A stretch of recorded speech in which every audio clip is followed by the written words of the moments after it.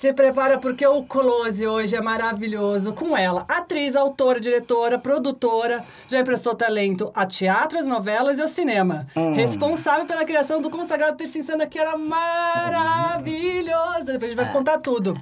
Dona de um talento nato pra fazer você rir até sem fôlego. A convidada do episódio de hoje é a talentosíssima Gracie Gianoucas. Obrigada, meu amor. Obrigada a você, Sou tua fã. Jane. Sou tua fã. E eu sou tua fã, tenho te visto atuando coisas tão maravilhosas. Meu Deus, que tem menina, feito. tô tentando. Não, Tá aprendendo. Não, mas muito bom, tá Um tudo dia, muito bem. chega aos seus pés, um dia. Eu sou muito punk rock. Tu pode ir mais pro sofisticado, não precisa entrar no meu não. Olha, antes de mais nada, você tá fazendo 40 anos de carreira. Exatamente. Mulher, Olha, parabéns. Obrigada, querida. Teimosia, né? 40 anos de teimosia. Não, amor, é talento mesmo que não dá pra ficar preso. Porque é difícil no Brasil, a gente vai conversar tudo isso, ser um artista, né? Ainda mais nos dias de hoje. Sim. Me fala um pouco como que foi o começo da tua carreira, como que você ingressou nesse mercado. Olha, na verdade, eu nunca pensei em ser atriz. Eu queria estudar antropologia. Eu queria trabalhar com comunidades indígenas, quilombolas. Era a minha área de interesse absoluto, né? Sempre, ainda dentro da área das humanas. Aí eu sou da cidade de Rio Grande, no Rio Grande do Sul. E eu fui fazer vestibular em Porto Alegre para Sociologia, para buscar uma especialização em Antropologia. E aí me disseram que tinha uma tal de uma segunda opção de curso que eu poderia optar. E eu não sabia, não fiz cursinho, não fiz nada, eu fiz cursinho para vestibular. Aí eu olhei para trás, tinha uma fila de gente num sol de Porto Alegre, calor, aqueles de fritar ovo na calçada, uma lista de cursos, as pessoas falaram, ai meu Deus, coitado, ainda vou ver. Falei... Olhei ali e falei, vou ter teatro, deve ser uma pessoa legal. E assim eu fiz vestibular, não passei para Sociologia, mas passei para... o teatro? Para artes cênicas. E aí passei para o segundo semestre. E eu ia ficar um semestre sem fazer nada, né? E meu irmão fazia doutorado na Inglaterra e falou, vem para cá. Aí eu fiquei na Inglaterra, enfim, fiquei um tempo na Inglaterra. E na Inglaterra eu comecei a assistir coisas, já que eu ia fazer a faculdade de teatro, né? E aí, quando eu voltei para Porto Alegre e comecei a faculdade, eu me achei. Eu me achei, assim, principalmente... Eu gosto de estudar. Eu sou uma pessoa que gosto de estudos e tal, assim, e gosto... sou uma observadora do comportamento humano, sempre. Então, eu fui me encontrando. E eu vi dentro do teatro, eu até consegui transferência para Sociologia, mas eu não saí mais. E em pouco tempo, eu percebi que eu tinha ali uma maneira de dar voz a todas as causas que eu queria lutar como antropóloga. Então... A vida foi acontecendo. Eu não vou te dizer que eu quis isso, que eu fui. Eu sou os acontecimentos. Você não teve como escapar do teu destino, então? Eu acho que não. Ou a gente vai também... A vida vai apresentando oportunidades e a gente tem as nossas escolhas, né? Como eu sou muito sagitariana, aventureira, eu adoro coisas novas, eu me proponho a tudo. Né? Até hoje, tudo que eu faço, eu estou disposta a aprender. Eu quero muito aprender coisas novas, sempre. E como vai falar, vou fazer artes cênicas? Naquela época, a gente está falando de uma época muito atrás, que não era um mercado tão divulgado. 1982. Você falou, vou fazer artes cênicas de antropologia, tipo, né? Mas também duas causas mortas, né? Artes cênicas, antropologia, se fosse engenharia, medicina, ou sei lá, hoje informática, engenharia da computação, mas já era causa morta, né? Porque era em plena ditadura. Era o final da ditadura, mas era a ditadura. Então, quem quer com teatro? É porque eu sempre teve essa coisa artística na minha casa. Minha mãe contava que ela mesma contava que fez teatro na escola. Eu também, coisinha ali, não sei o quê, nas bandeirantes, nos escoteiros e tal. Então, assim, mas eu jamais tinha imaginado que eu poderia ser. E como era, olha, sempre foi uma luta, amor, desde que eu comecei a estudar até os dias de hoje. É uma luta. E como diz a dona Fernanda Montenegro, ela fala assim, as pessoas pedem conselho, né? Sim. Para um ator. Que conselho você daria para um ator novo? Ela fala, desista. Tu sabe isso? Se você não conseguir viver sem fazer, volte. Porque é uma vida cheia de lutas, né? É uma luta. É uma luta. E ainda mais, assim, para mim, que tem uma coisa de autora, de criadora, de invenção. Então, por exemplo, quando eu criei a Terça Insana... Foi bem no comecinho de 2000, não é? 2001. 2001. É. Eu criei a Terça Insana porque eu queria não só questionar uma série de coisas que estavam postas na comédia e tal, mas porque eu tinha todo um aprendizado de tantas tentativas e erros, Sim. né? De estilo e de método e de pensamento e de ética que eu achei que eu precisava passar adiante. Precisava divulgar, precisava trocar com as pessoas. Então... eu sei que a gente vai voltar nesse assunto, mas a Terça foi uma grande escola de formação de um estilo de comédia que eu inventei... Que não existia. Que eu inventei aos trancos e barrancos. Que é um humor filosófico. É uma maneira de fazer humor que eu acho que não existia aqui. Que você implantou, não era tão divulgado e não era esse fenômeno que o humor virou, né? Não, a gente mudou a cara da comédia brasileira. Porque o grande objetivo que eu tinha dentro da Terça Insana é o seguinte. A gente olha o país ao nosso redor, a gente olhava e o país mudando, a gente tem a maior passata LGBTQIA+ do mundo na época, e tantas coisas acontecendo. E a comédia brasileira continuava naquela coisa infantil de rir. Do preto, de rir do gay, de rir da a loira burra. O estereótipo, né? Não, preconceito, esse humor bullying, esse humor juvenil, coisa de escola. Então, assim, eu pensava que o país precisava amadurecer e se encontrar. E aí eu resolvi criar a Terça Insana pra gente encontrar outros motivos pra rir. Usar a comédia pra entrar em assuntos que até são tabus, mas ajudar nessa transformação da sociedade. E isso, sabe, institucionalizar isso, né? E era um projeto para atores. Sim. Para voltar para a própria classe, para a gente discutir isso. E o público era aberto ao público, o público começou a vir, começou a gostar, começou a comprar. E de certa maneira, o que acontece quando um trabalho faz um sucesso? A gente está criticando a nós mesmos, a gente ri de nós como sociedade. E todo mundo ia, porque virou um fenômeno de público, as pessoas iam lá para rir de si mesmas. Era um Brasil que estava se redescobrindo, que queria se rever, às vezes a gente falava uma coisa, era uma catarse coletiva, porque as pessoas se identificavam. Então, assim, muitas gerações agora se inspiram na Terça Insana, se inspiraram, muitas pessoas assistiram Terça Insana e falaram, é isso que eu quero fazer, é por aí que eu quero ir. Então, assim, tem depoimentos, Porchat, várias pessoas que estão aí hoje. Então, eu tenho muita alegria e muito orgulho de ter conseguido, teimado em fazer esse projeto, de ter tido essa ideia, de ter tido pessoas que me ajudaram a construir esse projeto e de ter tido a oportunidade de espalhar essa estética e essa ética dentro da comédia para frente. Porque tu pode ser popular sem precisar ser preconceituoso. E sem ofender também. Exato. Pode-se dizer que foi meio que um berço, então, pro stand-up? Uma maneira de fazer o stand-up ou não? Não, amor. Sabe por quê? Porque o que a gente fazia na Terça Insana não era stand-up. Não, sim, mas... Porque é com personagem. O que aconteceu? O stand-up veio na sequência por alguns motivos. Primeiro, porque tinha o Seinfeld começando a fazer muito sucesso no Brasil.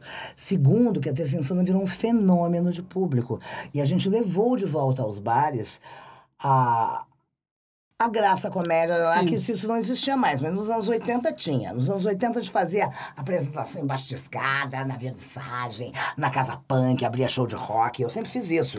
Isso, eu cavei meu lugar nos anos 80, porque eu cheguei de Porto Alegre, ninguém me conhecia, ninguém me dava trabalho. Falei, tá bom, vou me apresentar aqui nesse bar que eu tô trabalhando mesmo. Então, o primeiro espetáculo que eu fiz estava lotado de pessoas que me conheciam só de performance em bar. Ou seja... Você criou o teu nicho, então. Exatamente.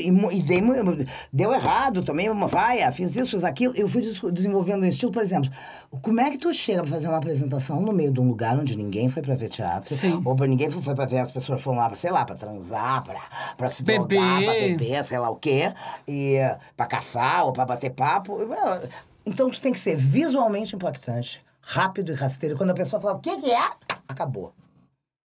Então, assim... entre tentativas e erros, eu acabei criando esse estilo, que é direto, que vai... Então, quando eu cheguei em São Paulo, ninguém me dava oportunidade e eu fui fazendo.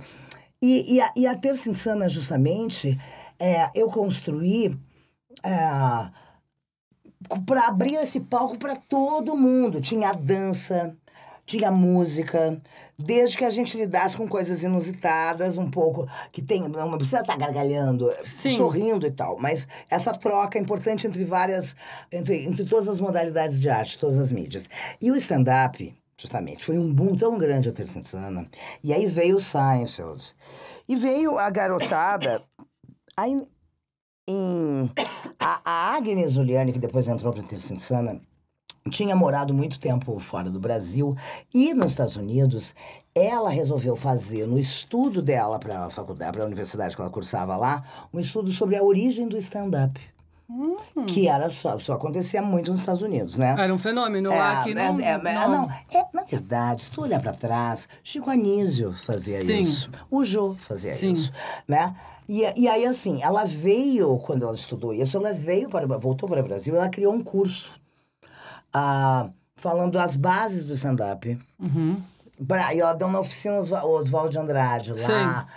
E aí muita gente veio fazer, porque já estava acontecendo a Terça Insana, as pessoas interessadas em comédia. Começou a acontecer pessoas que se interessavam pelo estudo da comédia, a partir da Terça Insana. E aí, é muito interessante, porque ela fez uma espécie de uma cartilha, isso é stand-up, isso não é, isso assim, e essa cartilha que ela estudou... Um manual? Tipo um manual que ela estudou, que ela usou no curso, virou apostila, virou... regra em todos os clubes de comédia. Ai, que maravilhoso! E aí, nos clubes de comédia de stand-up. E aí veio essa coisa. Mas o stand-up que se faz, por exemplo, em muitos lugares... Sim. E que ela estudou e tal, é a pessoa rindo de si mesma. O stand-up, ele vem, isso eu estou me baseando nos estudos da Agnes, a partir do protestantismo irlandês. Porque quando houve a colonização irlandesa para os Estados Unidos, veio essa coisa... O protestantismo irlandês tem aquela coisa da pessoa vem na comunidade, fala o seu problema, admite que não está conseguindo resolver sozinho e pede ajuda. Tipo um grupo de ajuda. Tipo um grupo de ajuda, mas isso é... Tanto o A, o NA, sim. essa base é essa. No stand-up, o que acontecia? As pessoas começaram a ver... Foi uma mistura naqueles guetos na imigração, nas imigrações. Então, tinha negros, tinha os irlandeses, tinha os ciganos, tinha o pessoal que morava ali. Então, subiam em caixotes e falavam, porque isso, que aquilo. E começou a se criar, a partir daí, um estilo engraçado de se falar sobre si, sobre os problemas, e autocriticando mesmo, que assim se fazia essa comédia. E isso tem em comum com a comédia da Terça Insana. A gente sempre ri de nós mesmos, a gente nunca ri do outro. Eu não sabia dessa história do stand-up. A Agnes entrou pra Terça Insana em 2007, a gente já estava desde 2001, e eu 2004, não sei exatamente. Mas, assim, a partir disso, desse sucesso da Terça Insana, mais esse interesse, mais o Seinfeld, o pessoal começou a fazer uns clubes de comédia com mais um pouco de preguiça, não queria fazer personagem, não queria... E começou a escrever. E o que acontece hoje? Hoje, eu vejo que tem comédia para todos os gostos, para todos os tipos de pessoa. E muitos shows de stand-up vão completamente contra essa origem. Ele, em vez de rir de nós, como sociedade, de si mesmos, né, de nós mesmos, Sim. ri do outro, continua, volta a comédia do bullying, da humilhação, do gordo, do preto. Então, assim, eu falo em todos os lugares que eu vou, porque eu acho que é importantíssimo a gente pensar sobre isso. O Goethe tem uma frase que fala: o caráter de uma pessoa se mede pelas coisas que ela acha engraçadas. Então, nós somos um país diverso. Sim. A sociedade está de pé. Nunca estivemos tão de pé no nosso pior e no nosso melhor. E assim está traduzida a comédia que está em cartaz. Tudo, os shows de humor que estão em cartaz. Porque, assim, tem humor para todos os caráteres. Mas você acha que... Eu quero voltar em várias coisas que você fala, eu tenho várias perguntas, calma. Mas você acha agora que tá voltando esse humor mais... Preconceituoso? Por que você acha que tá acontecendo isso? Porque as pessoas acham, muita gente acha que tá fazendo disso um mercado, né? Tem um mercado do stand-up que tá aí instalado, né? Os bares chegam a cobrar, a alugar o espaço para que a pessoa vá lá se apresentar. Antes as pessoas que nos pagavam, entendeu? Sim. Pra tu ver como bombou, as pessoas estão precisando de espaço, então tem que alugar pra mostrar o seu set. Opa, já cheguei de Amor, eu já quebrei isso várias vezes. E aí eu acredito que as pessoas estão desesperadas em cima de agradar a plateia e ter público. E a partir daí, tu vai fazendo uma coisa, tu vai fazendo teu nicho de público, né? E nem sei, eu não acho que o meu fim, né, o meu propósito não é, no final, agradar o público. Eu uso a comédia, o meu estilo é o seguinte, sempre usei a comédia como um KY para falar de assuntos que são delicados. E levantar questões. Que não era posto, né, na mesa. Exatamente. Então, assim, é diferente. Então, assim, olha, a pessoa que fala, eu sei o que o público gosta, não sei o que, cu. Tá bom, tem gente que gosta, Sim. que acha isso engraçado. Mas, assim, o meu público não tem esse moralismo. O meu público... É usar a arte para colocar questões sérias que precisam ser discutidas na sociedade. E mais... Mas é difícil fazer isso, né, amor? Não é todo mundo que consegue. Sim, mas eu tô te falando de mercado, de mercado. Tem um mercado. Sim. A indústria do entretenimento, quando uma coisa original surge, ela tem alma. Todo mundo comenta, meu Deus, que legal. Sabe, é uma coisa, que bacana. Nossa, vocês já viram aquilo que... É verdade, é verdade. É verdade absoluta. A indústria do entretenimento está sempre procurando alguma coisa para vender. Lógico, a indústria tem empregos, gera empregos, enfim. Então, o que se faz para fazer de uma coisa popular? Tu pega o formato e tu arranca a alma. A alma não interessa nesse momento. A alma está na pessoa que criou, no artista. O formato está em todos os lugares. É muito fácil tu copiar um formato. Sim. Né? Com uma plástica, tu bota a cara de uma pessoa na outra. Mas a alma... Então, assim, por isso que muitas vezes o artista cria, aquele negócio faz assim, ele vai até a página 100. Da 100 em diante, o pessoal pega e vai fazendo até o capítulo 2000, entendeu? Agora, existe uma grande diferença, que eu acho que é importante, tu que é atriz sabe disso, eu acho importante a gente colocar, o que é... Quando fala assim, a Grace é humorista. Não, eu não sou humorista. Eu sou uma atriz. Sim. Que faz comédia. Tem a comédia como uma ferramenta. Como também faço drama, só que eu sou muito mais conhecida como comédia. No meu espetáculo, que eu fiz, o Grace em Revista, que comemora justamente os meus 40 anos de carreira, eu tenho todos esses nuances, assim. Eu faço comédia chorando, né? E pega muito, assim. Né? Então... Humilha, né? Vamos combinar. Ela mostra. Não, os 40 anos ali. Então, eu acho que, assim, existe essa diferença. O humorista, ele pensa em contar piadas. Sim. Em fazer as pessoas rirem. Eu não tenho essa obrigação. Você é uma mulher num mercado que é audiovisual, que é dominado por homens. É o mercado da comédia também. Todo o mercado, né? Exato. Você criou um projeto... E colocou no papel sendo uma mulher. Você teve dificuldade de começar a trabalhar como atriz, já que ninguém te dava oportunidade. Você criou teu nicho, você criou um projeto sendo uma mulher e uma mulher foda. Eu sou pé de boi. Como que foi isso pra você? Você pensou em desistir uma hora pela dificuldade? Muitas vezes eu pensei em desistir, mas é que eu não me dava conta. Olha, eu nasci em 1963. Só pra concluir, como que você fez pra ser um estrondo esse teu projeto? Você conseguir colocar isso em prática com todas as dificuldades? Trabalhei que nem uma camela fiz o papel de todas as frentes. Eu trabalhava muito, eu dormia umas 4 horas por noite, 3 horas por noite, porque além de tudo, tô falando especificamente da Terça Insana, eu cuidava do bar, do Espaço Next, eu gerenciava o bar de noite, eu depois virei sócia, né? Eu fazia audição com as pessoas, eu fazia reunião de criação, eu batalhava, eu fazia figurino, fazia trilha. Eu estava fazendo um outro espetáculo, que era um projeto da Secretaria de Cultura para Formação de Público, eu chamava Projeto Formação de Público, que era de segundas, né? As pessoas iam ao teatro, pessoas que nunca tinham ido. Fora isso, eu ia fazer as compras para o bar, para vender as coisas, e eu tinha um filho pequeno que eu levava todo dia às 7 horas da manhã para a escola. Aí buscava ao meio-dia. Então, Amor. eu dormia picado. Ué. Tinha que fazer acontecer. Mulher. Uma coisa que, assim, as coisas não brotam, por exemplo, nos armários, nem na geladeira.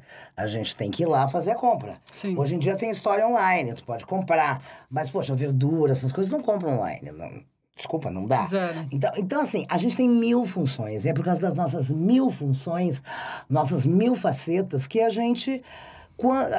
Nada é páreo pra gente. Eu não me mijo. Agora, eu não percebia que era difícil, amor. Você tava lá no meio, né? Exatamente. Do furacão. Não, difícil eu sempre era e eu sempre teimosa. Teimosa, que, aliás, é 2 coisas que eu acho que eu preciso aprender ainda na minha vida. Quando é teimosia burra ou quando é uma teimosia Pra fazer acontecer porque existe possibilidade. Esse distanciamento crítico é uma coisa que a gente precisa aprender. É difícil mesmo. E quando é paranoia, quando é intuição. Né? Mas eu tava vivendo... Eu só consigo olhar agora, olhando com distanciamento crítico, por esse tempo que eu vivi, eu vejo quanto eu sofri machismo, ó. Eu não me dava conta, a sociedade estava assim. Não estávamos falando sobre... Mas eu sempre... Porque a gente não falava, porque a gente sempre sofreu da mesma maneira. E eu sempre escrevi pra mulher. Eu escrevi em 80 e... Eu sempre escrevi pra mulher. Eu escrevo há muitos anos. Eu escrevi um espetáculo, acho que foi em 97, 95, chamado Paraíso, que era uma mulher que chegava em casa... Depois de ter feito todas essas coisas, sentava exausta, né? Trabalhou, levou filho, né? Trabalhando, né? E ela chegava em casa, sentava e esperava um torrãozinho de açúcar, como uma foca mestrada, porque ela fez tudo. Então, falando um pouco da solidão, da inadequação. Sim. E tarará. Então, esse espetáculo, eu já estava falando sobre isso há muito tempo, né? E das voltas que a gente faz, de como a gente se alimenta. E o que...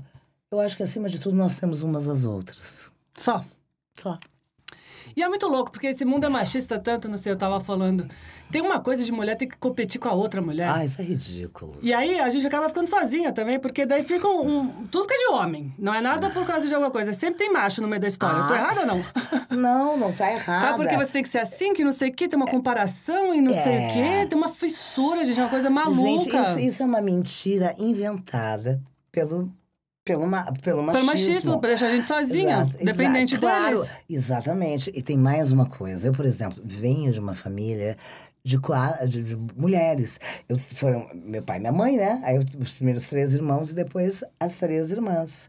Então, minhas irmãs e minha mãe éramos um conglomerado.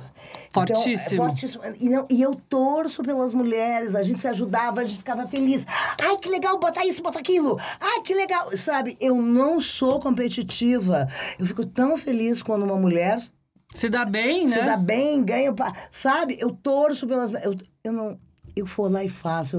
Eu não tenho inveja de ninguém. Sabe? Eu tô falando isso porque eu tava agora, ano passado, no Réveillon, aí tinha uma menina que eu não conhecia, linda, uma bunda maravilhosa, que eu falei, caralho, essa mulher deve ser escrota.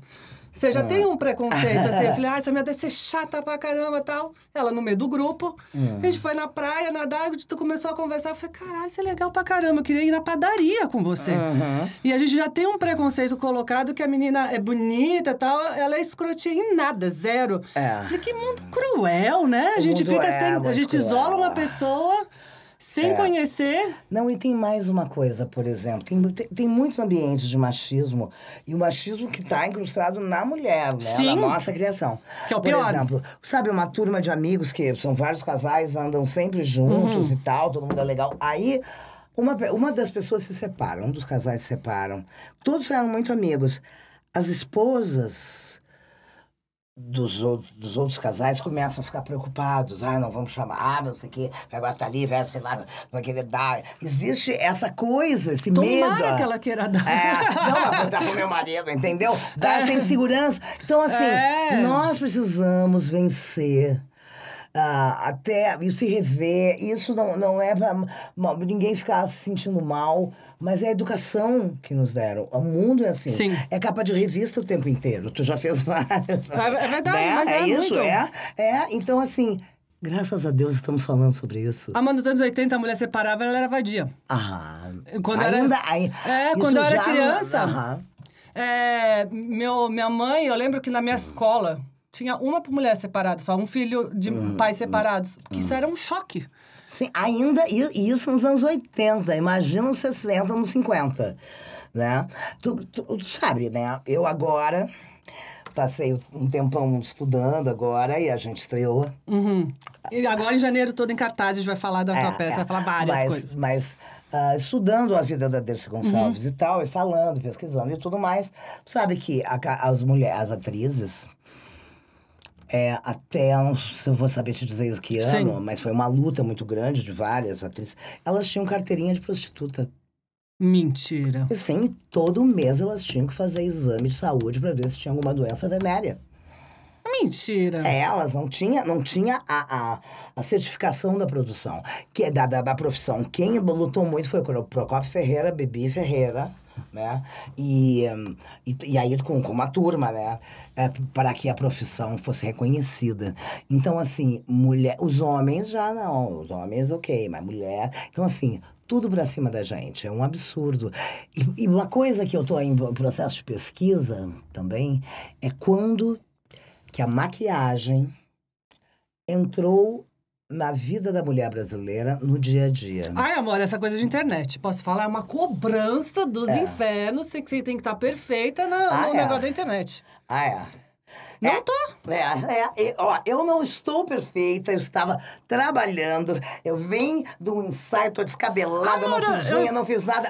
Essa é a mulher que tá aí assistindo. Eu já ouvi enlouquecida de também. namorado.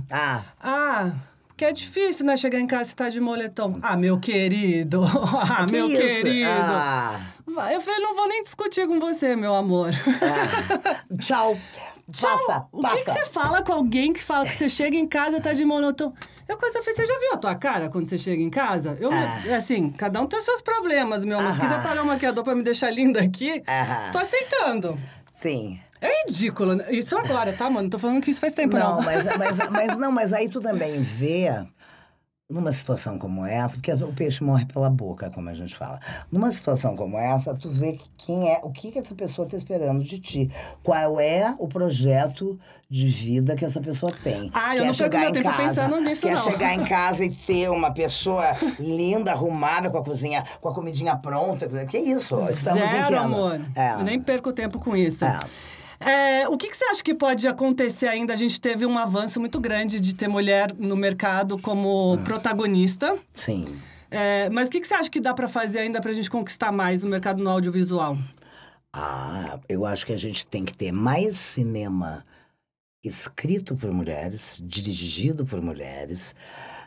Eu acabei de fazer um filme que vai estrear em 2024, eu fiz agora no passado, que é dirigido e escrito pela Ana Mui Laerte, que chama-se O Clube das Mulheres de Negócios. Ai, que maravilhoso. Que é um mundo distópico, onde as mulheres estão no poder, mas não é que elas tomaram o poder dos homens, elas sempre estiveram. Então é como se fosse natural isso. Exatamente. E claro que os homens são mais objeto e tal. Então, assim, é um filme bárbaro, o roteiro é engraçado, o roteiro é uma porrada, é maravilhoso. Então, eu acho assim... Como é o nome? O Clube das Mulheres de Negócios. Eu quero... Estreia prevista para 2024. Ana Mui Laerte.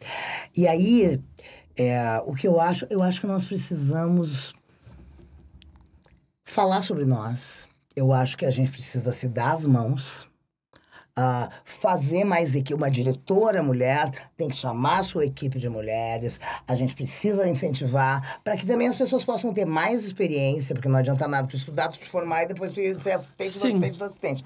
Então, assim, eu acho que tem coisas maravilhosas. Por exemplo, agora a gente tem internet. A gente tem outros veículos onde nós podemos enfiar o pé na porta e entrar, porque a capacidade nós temos. Às vezes, a gente não vai conseguir aquela grana que a gente queria se tivesse contratada, mas a gente pode se juntar e fazer, porque acontecer. Porque o início de uma coisa, tu nunca ganha nada, né? Mas aí tudo depende da tua ideologia. Por exemplo, eu fiz agora, a última novela que eu fiz na Globo... Maravilhosa, aliás. O Salve-se Quem Puder. A maioria das eram câmera woman. A maioria das pessoas na câmera eram mulheres. Acho que tinha um homem. Então, os profissionais. Os profissionais, de equipe e tal. Então, assim, o que eu vejo, e vejo cada vez mais, e aí eu acho que isso é importante, essa coisa do compliance que está entrou em todos os streamings, em todos os lugares, que é assim, eu fiz um outro trabalho aí para a Amazon que tinha trans, tinha vários pretos, tinha muitas mulheres, tinha homens, e assim, respeito absoluto, todo mundo com uma competência, não é cota. Não é que assim, porque precisa ter cota, não é. As pessoas são profissionais, são competentes e finalmente estão tendo uma oportunidade. Porque isso, e eu acho assim que as leis contra racismo, contra misoginia, são fundamentais para que a gente possa colocar o pé lá e se manter lá. Tu vê, por exemplo, não teve agora, um ano atrás, mais ou menos, esse escândalo do cara que era diretor da FIFA, que passava a mão nas mulheres. Então, assim, é a hora de botar a boca no trombone. E uma coisa que eu falava no Grace em Revista, eu faço uma personagem... Você fala? Porque ainda tem cartaz. O quê? O Grace. Não, o Grace em Revista. Não, é o outro agora. Não, eu vou entrar com... Está em janeiro, calma, mulher, calma, não me confunda. Então, é o seguinte. Grace em Revista, aqui em São Paulo, terminou em novembro. É verdade. Tá? Agora eu estou em cartaz com Nasci Pra Ser Dercy, que nós não falamos ainda. É verdade. Mas assim, eu falava que é um texto meu, lá no Grace em Revista, conversava com a plateia, né, porque contava, é meio autobiográfico, eu falava, eu nunca tive medo de homem, porque se a gente tivesse medo de homem, muitas de nós não teriam chegado até aqui. Quem já não sofreu humilhação, desautorização e assédio? Levanta a mão quem sofreu assédio. A plateia, as mulheres quase todas. Você é privada desde criança já, com tua família, te privam. Exatamente. Então, assim, que bom que a gente está podendo falar sobre isso, né? As novas gerações já têm uma outra base. A internet, você acha que ajudou muito nisso? Ajuda e atrapalha também. Ajuda e atrapalha. Eu acho que ainda estamos vivendo uma coisa desse modelo do ser perfeito. Porque com a internet... Mas tá ficando todo mundo igual, com a mesma cara, horroroso, uma boa... Essa harmonização facial... Gente, tem que tomar muito cuidado com isso. Não acho errado você arrumar uma coisa que te incomoda. Muito ao contrário, amor. Se tiver um problema, o que eu não quero, eu vou lá e troco. Eu acho ótimo. Agora tá virando meio que um padrão que eu tô ficando com medo. Parece que eu tô num filme. Não, parece que tá num pesadelo. Agora, eu vou te dizer uma coisa, Jane. Eu, por exemplo, tinha o nariz que nem o teu. Arrebitadinho, bonitinho. Falei, eu não quero esse nariz, vou ficar igual a todo mundo. Aí eu fiz esse. Vou destacar. Você teve algum momento que você pensou em desistir por todos os problemas? Porque assim, todo mundo acha que você vai virar atriz, você vai ficar milionário. Pronto. Ainda mais de teatro, que a gente sabe como que é o negócio de teatro, né, amor? Que a gente faz tudo e não ganha quase nada. Exato. É difícil o teatro no Brasil, é uma coisa tão triste. Eu acho que não tem... Mas, assim, eu vim da periferia de São Paulo, só pra você entender. Eu nunca tinha visto um teatro. Sim. Não tinha um incentivo. Nem na escola tinha teatro na escola. Eu não sabia como como era esse universo. Você não tem... Acho que falta um incentivo. Música. Você ter aula de música, você ter essas coisas para te introduzir na arte. Não, eu acho sim, eu acho que as escolas precisam ter esse universo. Eu acho que hoje a gente tem uma coisa, que é pelo menos um projeto que está em tentativa de avançar, que são os CELs, que tem nas periferias. Muitos têm teatro, muitos têm biblioteca. Então, eu acho que existe uma preocupação em levar a cultura para todos os lugares. E mais que isso, abrir ali meios para que as pessoas daquela comunidade possam produzir a sua linguagem, traduzir a sua originalidade, o seu estilo. Então, isso é muito bacana. Isso é uma coisa que está e tem que ter mais, porque nós somos diversos e a gente precisa trocar os nossos conhecimentos. Porque conhecimento não é moeda. Conhecimento é sociedade. Uma sociedade se harmoniza e se apoia quando todos têm o mesmo conhecimento. Quando todos têm o mesmo conhecimento, eles podem ter as mesmas oportunidades. E a gente cresce juntos, né? Então, eu acho assim, a gente tem muitas coisas que estão mudando, e isso é bom. E temos muitas coisas ainda para conquistar. E mais do que tudo, nós temos muitas coisas que nós conquistamos e que nós precisamos defender com unhas e dentes. Porque esse moral... Coisas que nós conquistamos e que precisam ser defendidas com unhas e dentes. Por exemplo... Mulheres ou sociedade, você está dizendo? Mulheres e sociedade. Sim. Por exemplo, a partir do momento que a gente fala e a gente tem uma delegacia da mulher, temos a Lei Maria da Penha, e temos ali um local e temos vários programas para acolher mulheres que são vítimas de abuso, de assédio, Então, assim, nós não vamos admitir, como mulheres e como sociedade, que se termine a delegacia da mulher, que a Lei Maria da Penha não esteja sendo, sabe? A gente não pode ir para trás. Então, o que eu vejo, assim, é que a gente tem que ter muito cuidado com as pessoas que a gente bota para legislar, porque muitas dessas pessoas estão a serviço de um fechamento, de um novo fechamento, para poder oprimir trabalhadores, oprimir mulheres para que elas voltem para dentro de casa, para que os homens voltem ao poder com tudo. Voltem, não se mantenham, né? A gente está chegando. Então, assim, mulheres inteligentes, com um discurso forte, são muito assustadoras, porque elas abalam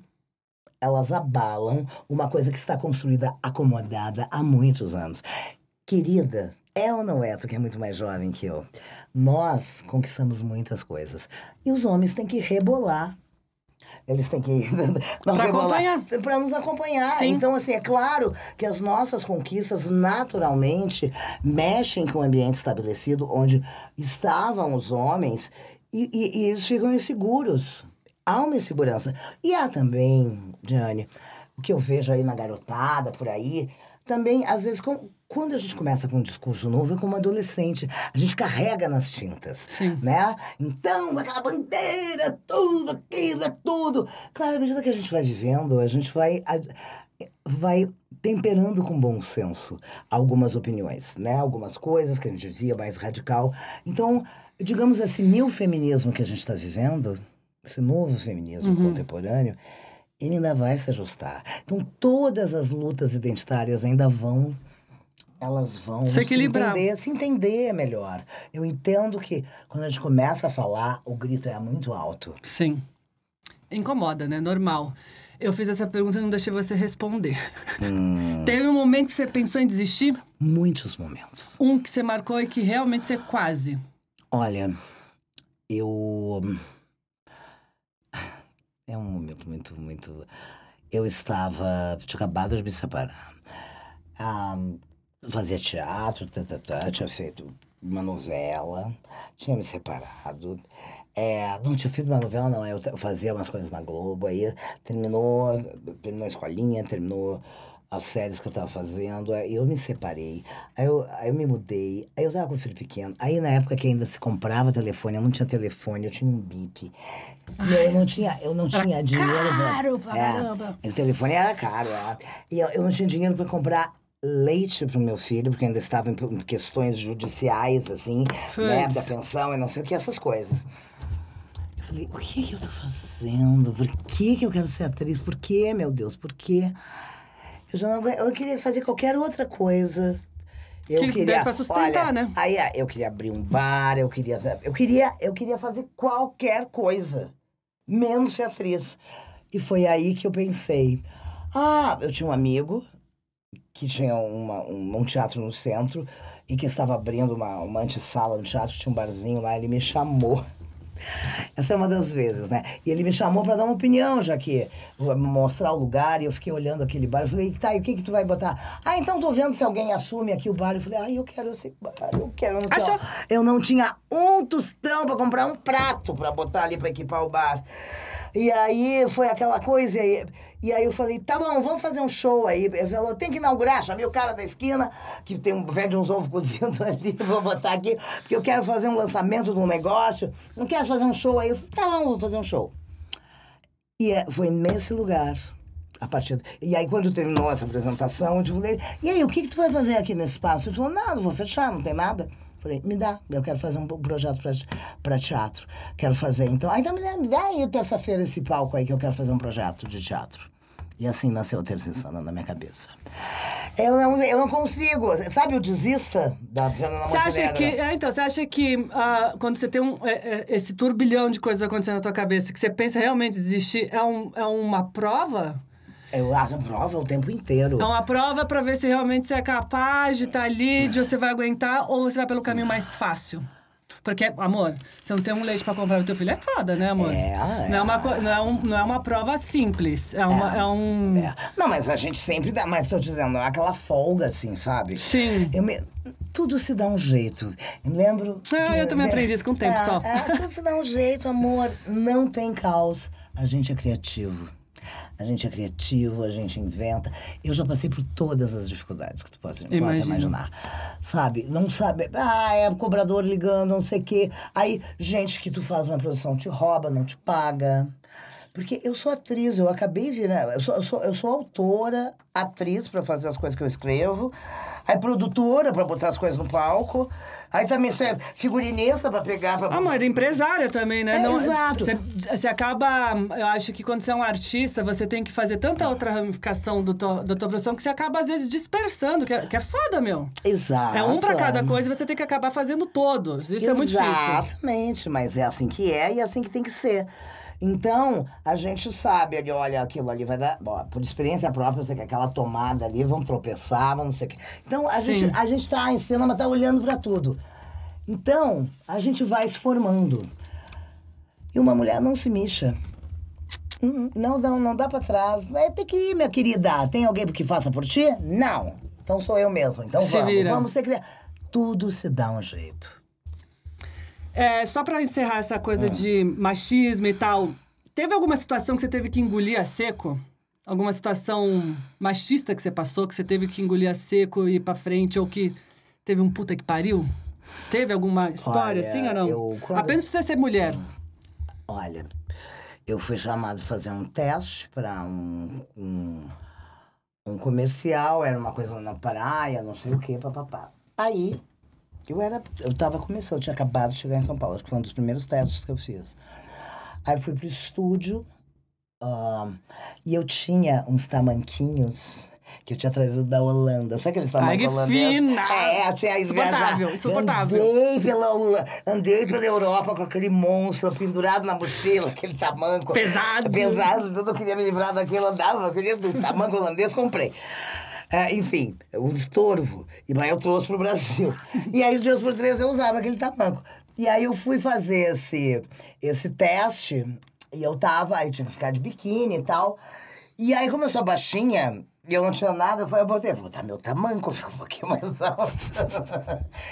Aí o cara veio arrumar não sei o que aqui da câmera, não sei o que, e me enfiou a mão. Eu dei-lhe um tamanco. Como assim? Enfiou a mão onde? Na tua bunda? Nos meus peitos, na minha bunda, na minha pochete mesmo. Veio me enfiar a mão. Eu dei-lhe um chute nas canelas com aquele tamanco. Quebrou a canela do cara. Sei lá, aí, claro, xinguei muito e tal. Então, assim... Do nada? Sim, vem vindo, vem arrumando, assim, não, mais aqui, mais ali, pá. Então, assim, existem todas as coisas que podem acontecer. Mas aí... Você pegou o teste? Claro que não. Só pra saber. Claro que não. E tem uma outra história também, que não é pra machismo, mas eu sempre fui muito... de não aceitar desrespeito. Acima de tudo, eu não imaginava ser rápido. É desrespeito, machismo é um desrespeito, Sim. né? Eu fui fazer um teste pro Antunes Filho, que é aquele diretor famosíssimo e tal. Poxa, todo mundo não. Eu cheguei, não, tu tem que fazer Antunes. Antunes é bom, forma. O CPT é muito importante. Que legal. Que bom. Tá bom. Tá, então tá. Ok, fui, peguei uma fila pra me inscrever. Me inscrevi, aquele nervoso. Aí escolhe um texto. Pode ser um texto... Aí eu escolhi um texto legal, moderno, de umas pessoas que eu adorava, um texto muito interessante. Estudei aquilo melhor que eu podia. Chegou o dia da audição, fiquei horas esperando. Lá estava eu esperando. Aí finalmente me chamam. Ai, meu coração batendo. Entrei. O Antunes estava aqui. E estava aqui, o assistente aqui. Eu entrei, vou fazer pra lá.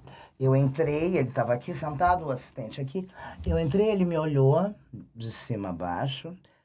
Aí eu falei, pode começar. Aí eu comecei, pode ir. E ele ficou o tempo inteiro conversando aqui, ó. Ah, mentira. Com a pessoa que estava aqui. Aí eu parei, eu falei, não, senhor. Não, senhor. O que é isso? Que falta de respeito. Olha aqui. Eu peguei uma fila enorme para me inscrever. Eu estudei que nem uma condenada, sabe? Eu fiquei horas esperando para me apresentar. O mínimo que tu pode fazer é assistir o que eu preparei para te mostrar. Isso é uma falta de respeito. Aí ele fez assim, ó. Ai, mentira! Ficou assistindo. E claro que eu não passei, mas... Deixou registrado. Não, eu não vou admitir uma coisa dessas. A gente tem que situar as pessoas. Sim. Sabe, respeito é importante. Então, assim, é claro que as pessoas achavam que eu não sou eu não sou... Você é sincera. Não sou sincera, mas... Você fala a verdade não, na hora. Eu não vou calar minha boca, eu não tenho medo. Te atrapalhou já muito isso? Já, claro, não faço social. Olha, eu vou fazer lobby, gente. Eu não sei o nome das pessoas, me esqueço. Aí passa alguém, eu falei, ai meu Deus, será? Sei bem como é. Eu não sei. Claro que atrapalha. Atrapalha porque a gente vive num mundo de simpatias e de hipocrisias e de segundas intenções e não sei o quê. Hoje eu calo mais, entendeu? Eu observo. Eu não participo, mas eu também... Não fecha. Não chuto, não pego meu tamanco pra chutar as canelas de Entendi. ninguém, entendeu? Eu saio com mais fineza. Mas assim, eu acho que cada situação que a gente passa requer um comportamento. Sim. Isso não quer dizer que eu não vou enfiar a mão na cara de alguém. Com certeza. Que venha passar linhas. E acima de tudo... desrespeitar e desautorizar não só a mim, como as pessoas que eu amo, como uma mulher. Não aceito. Uma mulher, não. E eu tenho uma arma, que as pessoas nem sabem. Eu tenho palco. Então não faça pra mim. Porque em pouco tempo, aquilo que você fez estará assim muito... Claro, isso vai virar texto de um espetáculo, com certeza. Eu tenho uma personagem que eu criei chamada Mulher Limão, criei 4 mãos. Ela é inspirada. Nunca ouvi Mulher Limão. Mulher Limão. Não teve época das Mulher de todas. Melancia, as frutas. E aí... Ela é uma mulher azeda. E aí ela, assim, eu coloquei lá...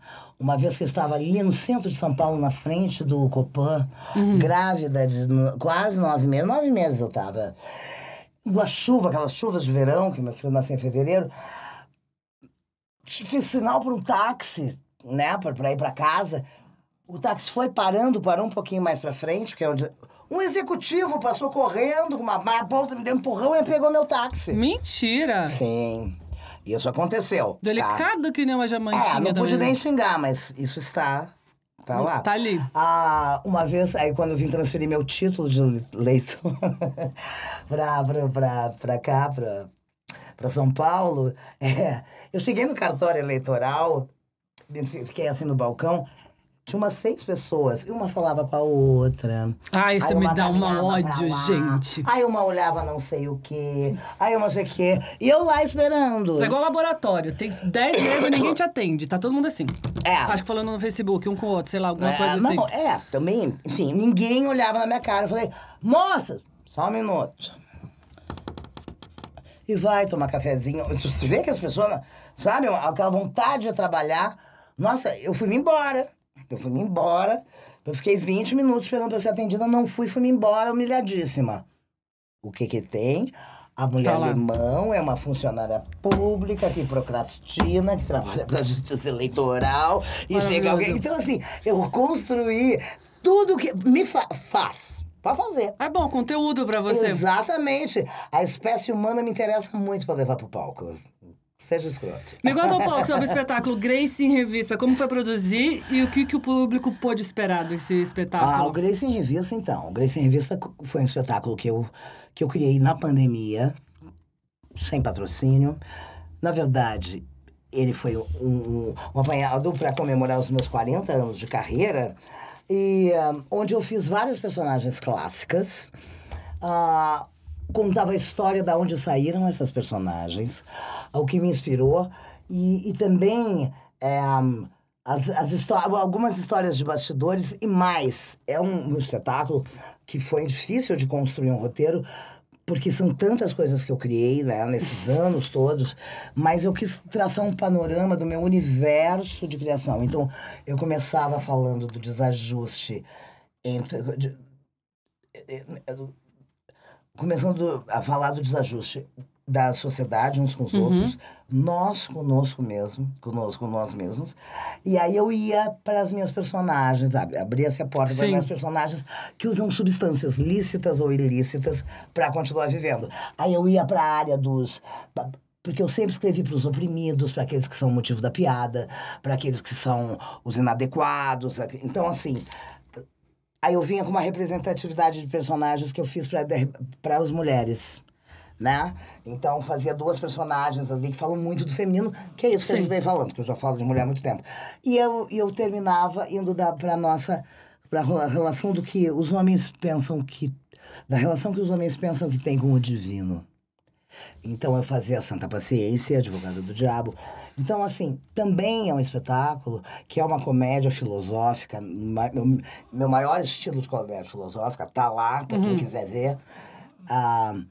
E também para deixar para as novas gerações, que só me viram no YouTube, ou me viram nas novelas e tal, saber quem era a Grace Chanucas criando no palco. Agora, encerrei e estou com esse novo espetáculo.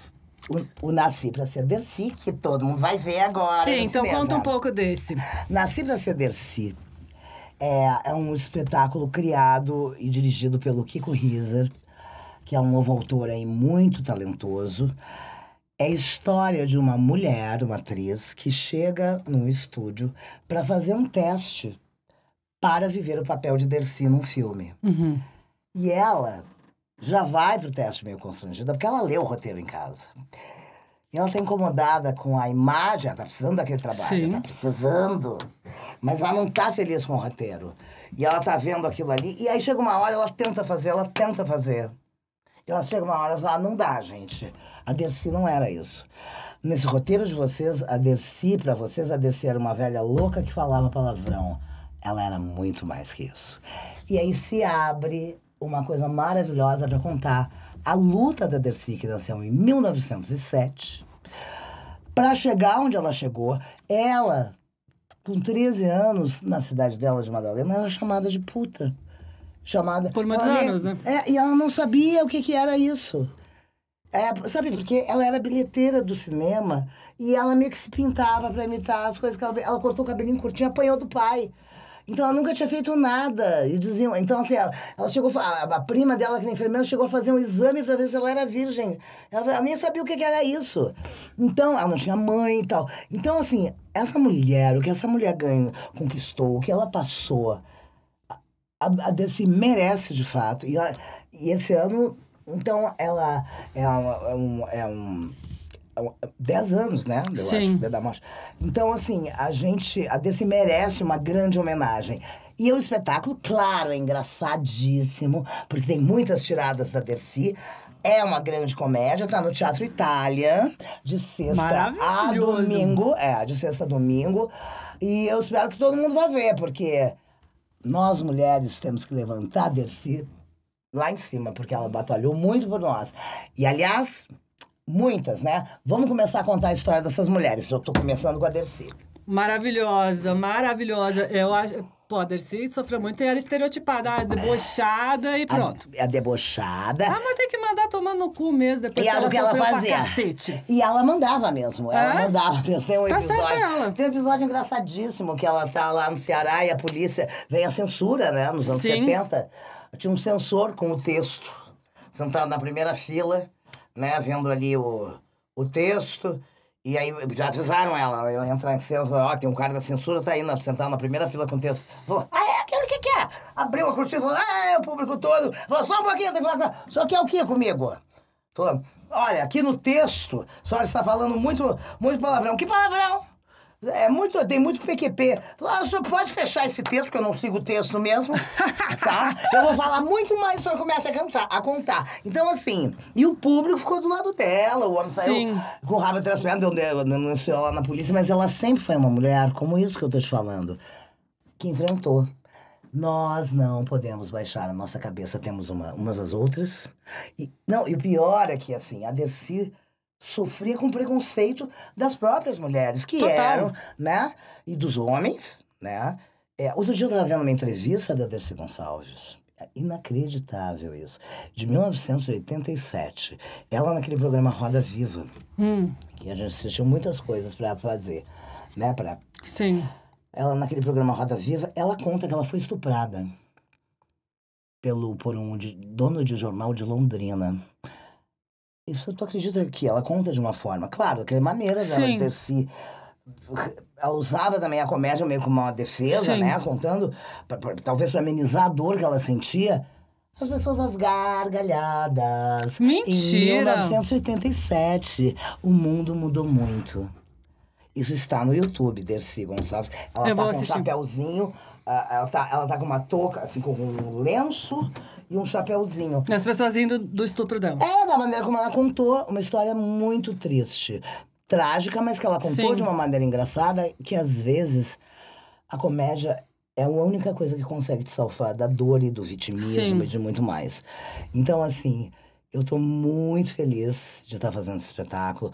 Eu acho que todo mundo tem que assistir. Todas as pessoas que gostavam da Dercy, quem tem curiosidade sobre a pessoa física da Dercy. Quem não conhecia também, para saber como que era essa mulher. E a produção é da Ventilador de Talentos, é importante dizer. Sempre. Quando você cria, seja um projeto ou personagem, qual é o seu processo? O que te inspira? A vida. Com certeza. Eu já falei um pouco aqui, né? Sim. Que coisas absurdas que eu vejo acontecendo, né? Ou coisas absurdas que se passam comigo. Eu falei, mas meu Deus... Por exemplo, eu ando pela rua e muitas coisas me incomodam, como a todos nós. Sim. E eu fico pensando, mas por que isso é assim? Nossa, mas isso é assim mesmo? O que eu faria diferente? Você questiona. Exato. Você vê, não é que você passa em branco. Não, eu sou muito observador no inferno, inclusive. Não, isso é maravilhoso, você vive. E aí eu começo a questionar e a partir daí eu começo a pensar em soluções para resolver aquilo que tá me incomodando e talvez esteja incomodando muita gente. E aí eu crio uma personagem para dar voz para essas opiniões. Maravilhoso. Então primeiro vem a minha filósofa. Filósofa ali do banheiro, né? Aquela que fica na privada filosofando. É um momento de reflexão ali. Exato. Bom, tem gente que dava entrevista, eu tinha amigos que sentavam na privada e ficavam pensando, sempre que eu vou no banheiro eu fico dando entrevista. Dou entrevista pra quem? Dou entrevista, imagino ali, não sei o que. Mas você vai dar uma entrevista pra mim? Tô no banheiro agora?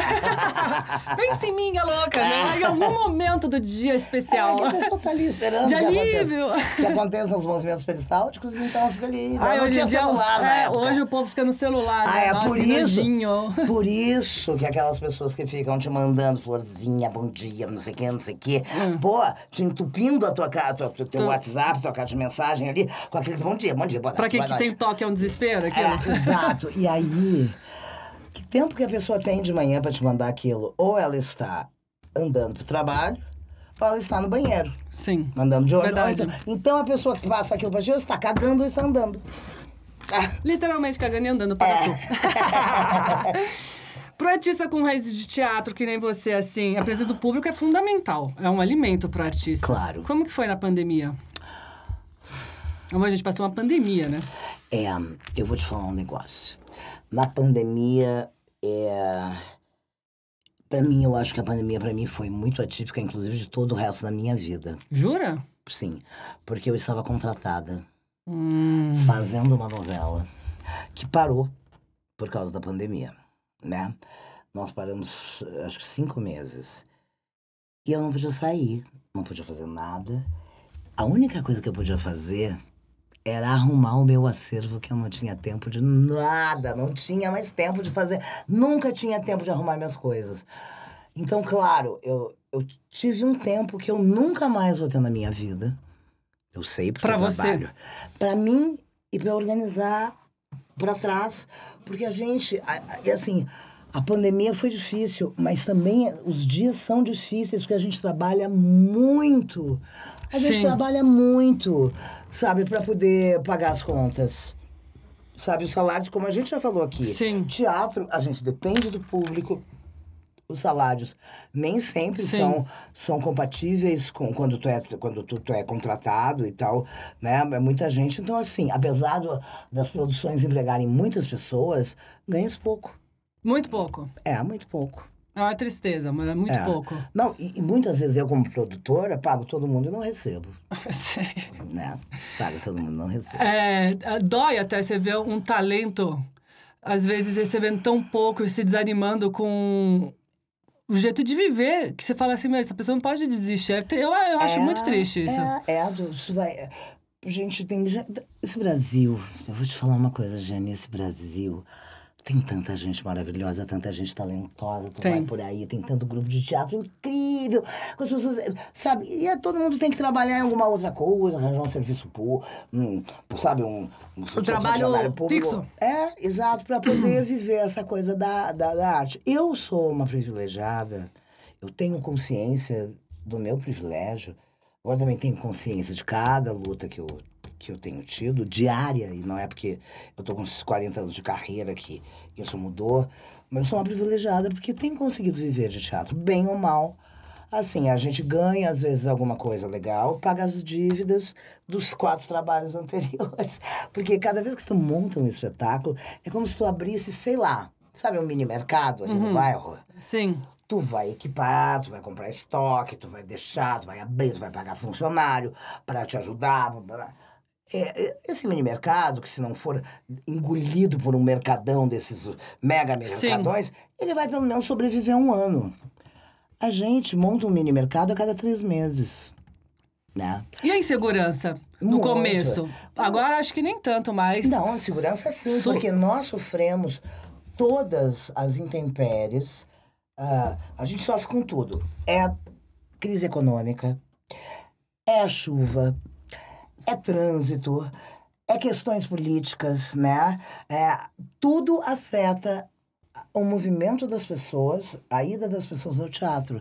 Porque, por exemplo, uma crise como a gente tá, né?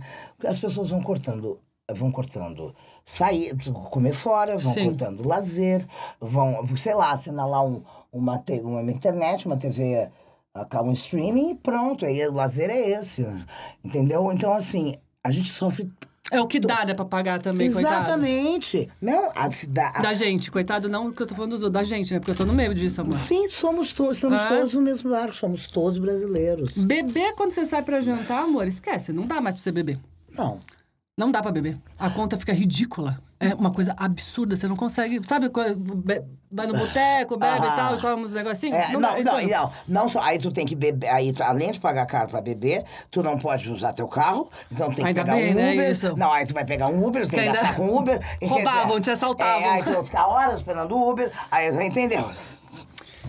Já conversei com vários artistas, atores, diretores, e todos falam que fazer rir é muito mais difícil, e é real, eu acho, na minha opinião, na minha humilde opinião. Fazer uma pessoa rir é muito mais difícil que fazer chorar. Eu acho muito mais difícil.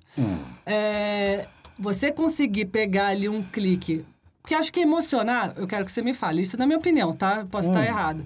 Você fazer emocionar, sempre teve alguma coisa que às vezes te lembra, que te traz uma memória que você viveu e tal. Rir é muito difícil. Olha... Até porque às vezes você não tá no momento pra rir. Eu não sei, é uma coisa que pega. Você concorda com isso ou não? Eu acho... Não com você, né? Você, todo mundo ri, mas... Não é isso. Em geral. Não, eu acho o seguinte, são recursos que a gente tem, são ferramentas que a gente tem profissionais, né? Por exemplo, não é todo mundo que consegue ser um bom cozinheiro, né? Ou, sei lá, ter aquele talento matemático. Sim. Ou ter, sei lá, aquela capacidade de ler, por exemplo, e saber ter aquela memória fotográfica. Sim. E guardar aquele livro, sabe? Eu ver aquele filme e guardar... Então, assim, são dons que as pessoas têm. Então, eu acho que tem isso. Tem os dons, né? Aí tem... O dom é uma coisa... O talento, né? Que é o dom aplicado e a vocação pra fazer. Sim. Né? E aí tem a técnica, né? A técnica, muitas vezes, sustenta uma questão dramática, né? Então, tu vai fazer aquela cena, tu tem uma memória análoga, a coisa do chorar, blá, blá, blá, e isso também pega a plateia, né? Sim. Às vezes, o fazer rir... Às vezes é timing, é tu entender, é tu jogar pro público, é a respiração. E o timing, eu vou te falar uma coisa que... O timing da comédia, que não é todo mundo que tem, mas pode saber fazer uma boa comédia, mas o timing... Eu acho que é uma coisa nata. Não aprende isso. Ou tu assiste, eu acho que é um exercício, é o estar no palco... É o estar no palco fazendo que traz. E eu vejo, às vezes, assim, as pessoas confundindo comédia com exagero, né? Pra fazer rir. Sabe aquela pessoa caricata? Fica até engraçado de tanto esforço que a pessoa faz. Mas não precisa, entendeu? Se ela for... Aí eu acho que é uma questão de direção. Tu pode contar uma história se tu respirar, fazer dessa história muito engraçada, se tu der a pausa na hora certa. Se tu, entendeu? Mas exemplo, tem aquele time que nasce. Sim, tem gente que nasce. Você pode estudar, tu pode refazer estudar, que alguém te fala, mas não vai ter. Você deve ver que não é natural. Não, mas tem técnica. Eu conheço gente que, pelo amor de Deus, tem técnica. Estuda, coitados. Tipo, se esforça. Você vê que se esforça, tá ali no caminho, que é uma coisa que ama, mas... Não tem, entendeu? O que eu acho, assim, o meu conselho... Que é ótimo pra outras coisas, mas Sim. É isso que eu te falo, é isso que eu falei. Um é bom na matemática, outro... né? Por exemplo, às vezes o time de comédia, na cabeça do ator, que apesar de ele trabalhar com humanas, é uma coisa matemática. É um esquema que eu não sei nem explicar, mas é assim, o oblíquo aqui, caiu ali, não sei o quê... Acima de tudo, contar uma história que fique engraçada é causar surpresa.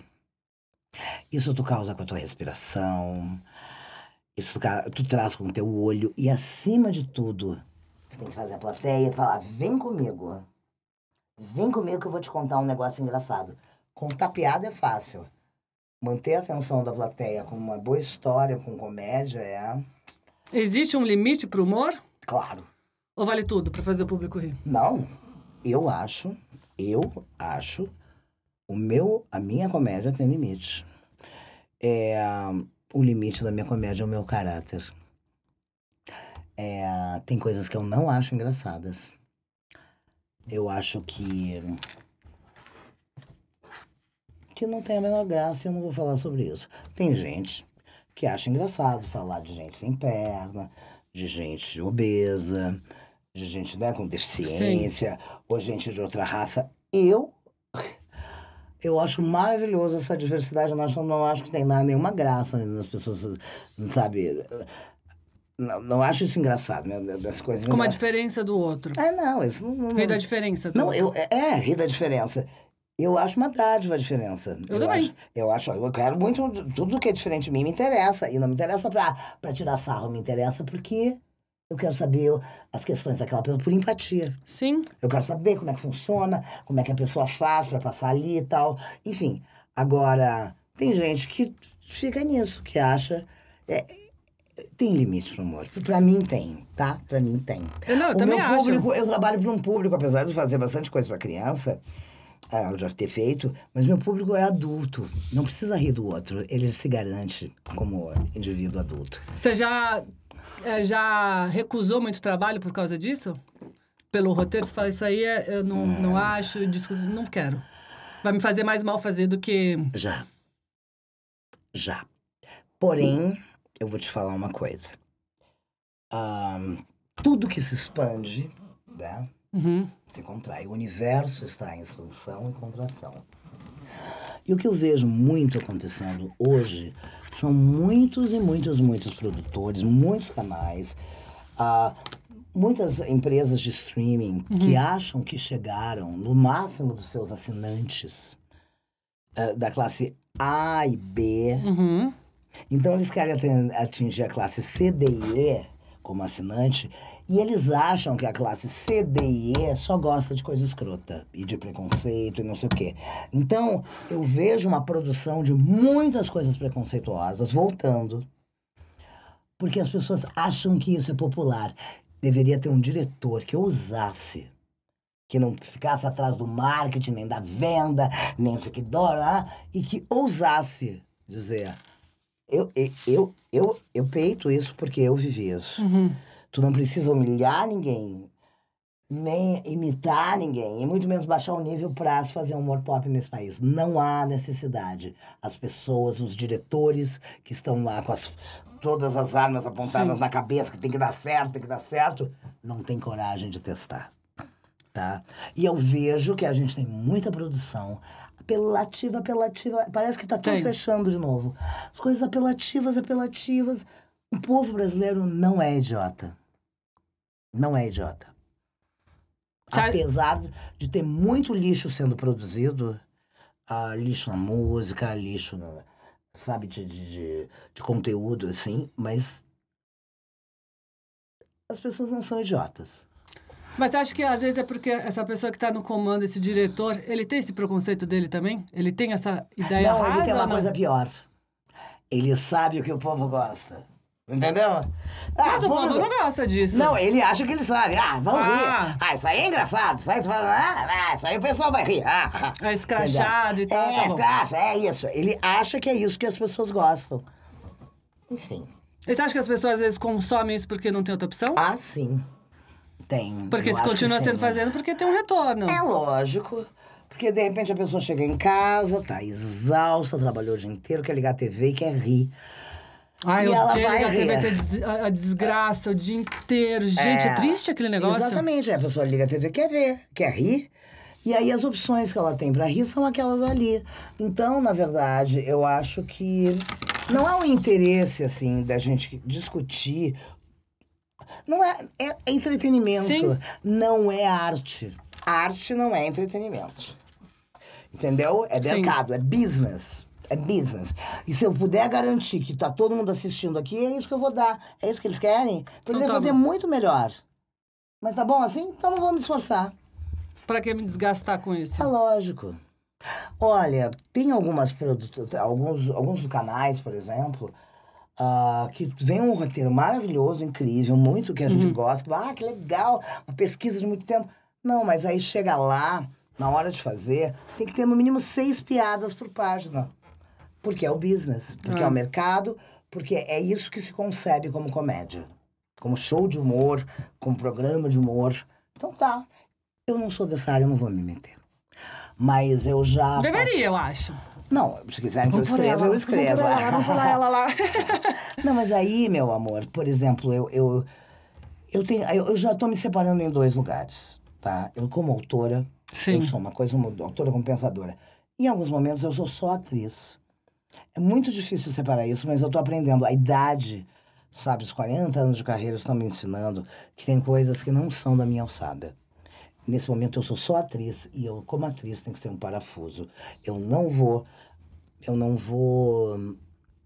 brigar. Tem uma equipe... Aquelas pessoas são todas empregadas. Acho que a gente tem que fazer todo mundo jovem brigar por isso, então. Vamos botar pra gente brigar com isso. Com a qualidade, eu acho que a gente tem... Porque, sabe o que é a minha grande preocupação? Nesse momento da minha vida, É pensar baseado em quê as novas gerações começarão a criar, né? Sim. Tu sempre tem, por exemplo, para mim, a minha influência assim, artística, foi muito literatura. Eu assistia muita coisa na TV. Batman, Edney é um gênio, umas coisas que tu nem nossa, mas assim... Eu via também, só tinha isso. E aí, assim, por exemplo, aí eu ouvia muito Rita Lee, Frenéticas, ouvia muita música brasileira. Aí também, por influência dos meus irmãos, ouvia muito rock and roll, muito jazz, muita bossa nova. Então, essas coisas me formaram, né? Certamente. Eu sou a maneira como eu me tornei, a forma como eu reagi a tudo que me atravessou. Então, eu acho que é importante a gente ter de tudo para dar para as novas gerações, para que elas possam escolher a partir de onde criar, entendeu? Porque se eu for achar que o futuro, que assim, as novas gerações, o futuro das novas gerações é fazer dança, vai se basear nas dancinhas que estão sendo feitas no TikTok, eu me mato agora, eu não preciso viver mais. Pelo amor de Deus, não faça isso. Então, é isso, assim. Bom, com isso de internet que a gente tá falando de TikTok, tem uma força muito grande hoje, uma arma muito grande de internet. Como que você lida? Você usa a internet? Olha, eu uso. Como foi migrar pra internet? Olha, eu tenho um material enorme gravado, porque, por exemplo, praticamente tudo que eu fiz foi gravado, tá? Todos os meus espetáculos. Muita coisa se perdeu, mas assim, quando eu comecei a registrar... Sim. Então, assim, primeiro que eu tenho conteúdo enorme. Então, nós estamos num processo de remasterizar coisas, de botar numa linguagem e botar tudo no YouTube. Então, material eu tenho muito. Eu acho que já tem muita gente falando, muita gente dando opinião. Então, assim, o que eu posso fazer? Eu tenho o meu Instagram, que é super ativo. Eu tenho uma pessoa que me ajuda a cuidar das minhas redes sociais, porque às vezes eu faço posts que tem, assim, 10 mil comentários e coisas desse tipo. Eu não consigo ler tudo, Não né? dá, né? Senão você não trabalha também. Não, eu não consigo, senão eu não vou nem dormir, né? Então, assim, é claro que quando tu chega num volume de tráfego, assim, é muito grande e tu precisa de pessoas para te ajudar. Então, assim, eu não sou uma grande conhecedora de internet, de coisas, de trend topics, por exemplo, não tem Twitter, não tenho saco. Mas aí eu obedeço.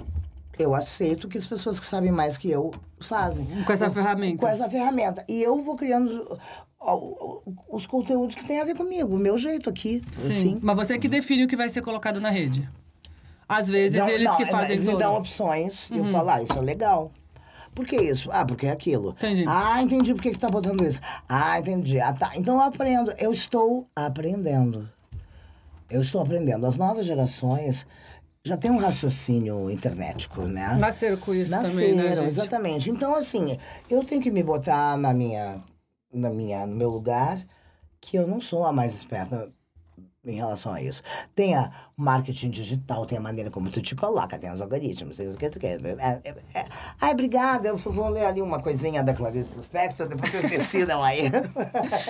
Agora, tem muitos dos produtores de elenco de agora em dia que estão usando muito números. Com certeza. De rede social para chamar atores, que às vezes nem são atores, para trabalhar. Sim. Tua opinião sobre isso? A minha opinião é o seguinte, vamos falar especificamente sobre TV aberta. TV aberta e youtubers que vão parar nos elencos, né? Nos elencos. Não vamos ser ingênuos, não sejamos ingênuos, porque a gente sabe que a TV é também uma indústria do entretenimento. A TV, com todas as novas mídias e todos os streams da TV aberta, foi perdendo muito do seu público, a gente sabe. A verba de publicidade, que estava toda na TV, se pulverizou para todas as outras mídias, né? E os jovens assistem cada vez menos TV aberta, tá? O meu enteado nem quis TV no quarto. Exato. E aí, então, assim, há um desespero muito grande desse pessoal que vem dessa outra mídia mais tradicional, que é a TV aberta, em se atualizar os novos tempos. Então, quando eles trazem alguém que é da internet, que tem milhões de seguidores, e oferecem, de repente, um local num elenco para essa pessoa, eles estão fazendo uma aposta. Claro que eles querem todos aqueles seguidores migrem para a TV aberta. Para vê-la. Para ver essa pessoa. Mas eles também estão arriscando, com todas as pessoas que estão lá ainda assistindo TV, de trazer uma porcaria e de as coisas não dar certo e a crítica acabar. Então, é um risco também. E as pessoas saírem, não gostarem daquilo. Exatamente. É um risco para quem vem, porque podia estar muito melhor lá e, de repente, e que precisa dar algum jeito. Ó, a TV aberta precisa de mais audiência. E a pessoa que é youtuber precisa dar um rumo na vida que não vai ser um youtuber pro resto da vida. Precisa fazer outra coisa. Porque isso aqui, a fila anda, né? Então, são duas apostas que ninguém sabe se vai dar certo. E tem muito a perder. Então, eu acho que nos tempos de hoje, a gente arrisca muito. Ninguém está na zona de conforto.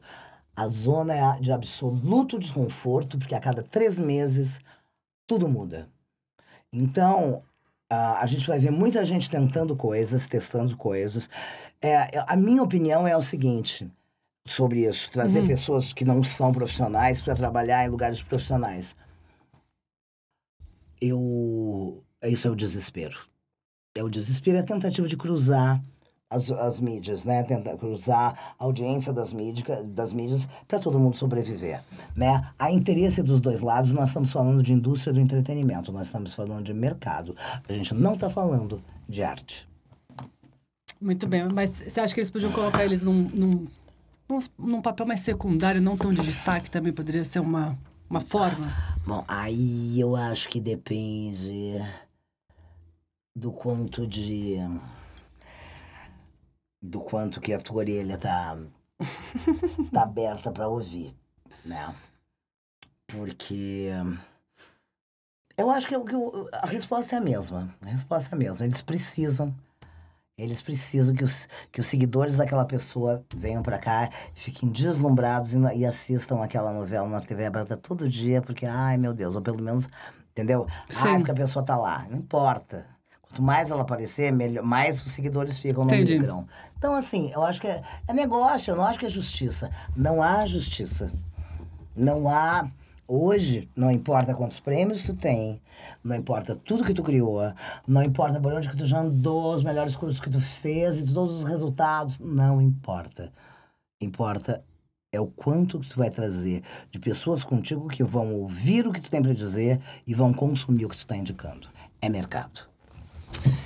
Eu fui na rede social e pedi para as pessoas mandarem perguntas para quem eu ia estar fazendo. Então, vou fazer uma pergunta. Tá. Estou na rede social, louca, né? Ó, do Nunes _André.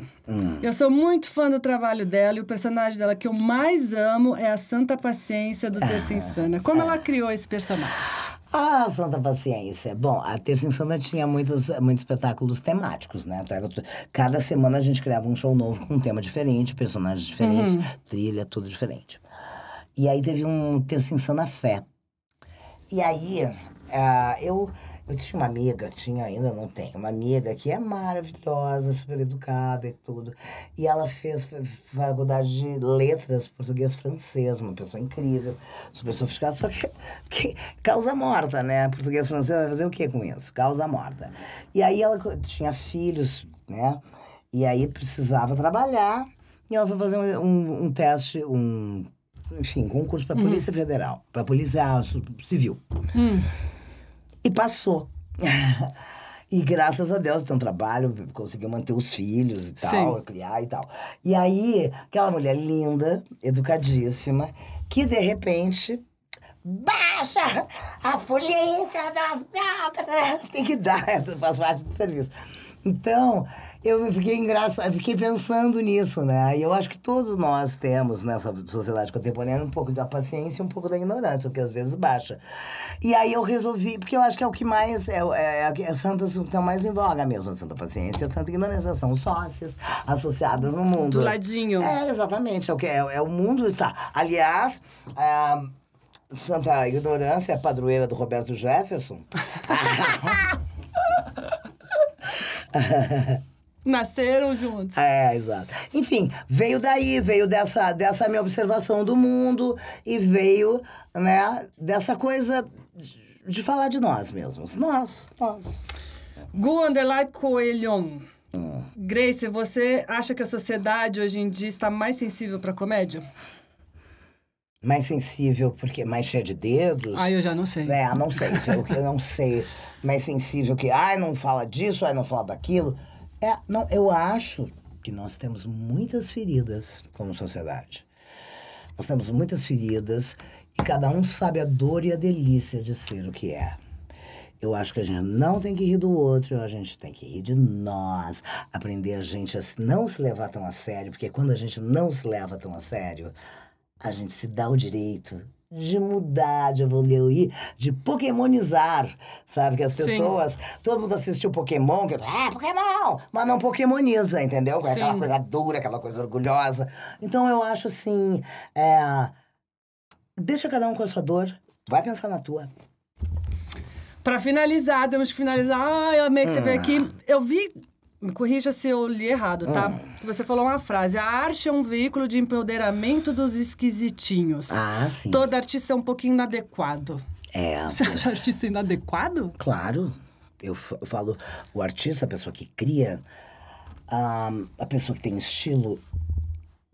O que te faz? Por exemplo... ter vontade de ir lá e inventar uma cena ou escrever um texto a respeito de uma situação que tu viu. É o teu ponto de vista, é a tua opinião sobre as coisas. Então, eu acho que existem várias pessoas que não se encaixam nesse sistema opressor que é a nossa civilização, né? Claro, ela vai lá, convive um pouco, volta, mas ela, né, evoluir... Crescer dói, a gente vai deixando os nossos lugares que estão apertados. A gente tem que sair, é como mudar de casca, né? Como crescer. Sim. Então, muitas vezes a pessoa vai lá, convive e volta pro seu esconderijo, porque a gente tem o nosso esconderijo. E é desse esconderijo que a pessoa faz assim, um lugarzinho para observar o que está acontecendo lá. E quando finalmente essa pessoa que não é muito adequada ao sistema, óbvio, começa a falar sobre o que ela vê, a dar sua opinião sobre o mundo, é de um ponto de vista que é do esconderijo dela. E aí nasce o estilo de um artista. Então, eu, por exemplo, eu acho que eu não teria talento para me encaixar numa caretice de sistemas, ali bota aquela roupinha. É uma personagem também, mas é uma personagem chata, entendeu? Capacidade tem. Se você vai ser feliz, eu já não sei. Então, mas assim, essa inadequação, eu digo, é porque a gente quer falar coisas, a gente quer viver, a gente quer falar verdade, a gente quer lidar com verdade, a gente quer estar em lugares onde a gente se sinta à vontade, e não lugares cheios de regras. E existem todas as regras da nossa arte, né? Mas... no momento em que a gente está no palco e a gente está criando, a gente está inventando um mundo novo. Então, acho que assim, né, da adequação ao óbvio, né? Eu acho que a arte inventa mundos.